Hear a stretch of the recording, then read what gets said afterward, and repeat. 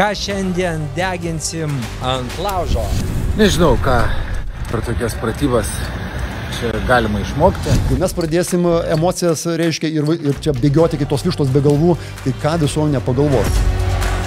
Jūs kaip karį gąsdinimas nuplėšti antpečius tikrai turėjo paliesti labai giliai. Žeisti, turbūt tas žodis čia taikytinas, iš Seimo nario lūpų, kuris visada apsimeta kaimiečių, nors gyvena prabangioje Laurų gatvėje.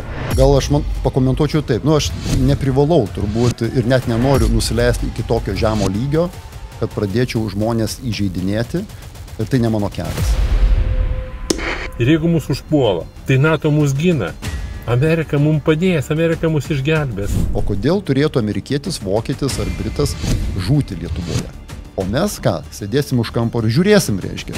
Nebandys mūsų pulti, tarkim, tai kuriam galų mums reikia ištaškyti ten 5 milijardus eurų.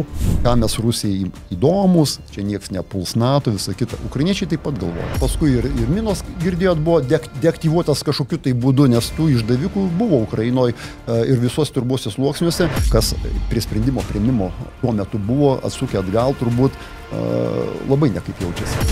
Jūs labiau karštakošis ar tas, kur suskaičiuoja iki 10?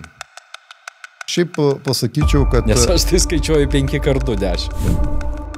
Dirbu su savimi, dirbu kiekvieną dieną. Reiškia karštakošis. Aš esu toks, aš KGB buvau tuo metu iškviestas ant kilimėlio. Ar su tom raudonom vėliavėlėm padarėt? Kažką, tai jos ir paprasčiausiai jos kažkaip tai erzino, tai mes jas ir nuėmėm, reiškia. Bet kartu nevengėte cigarų ir viskio.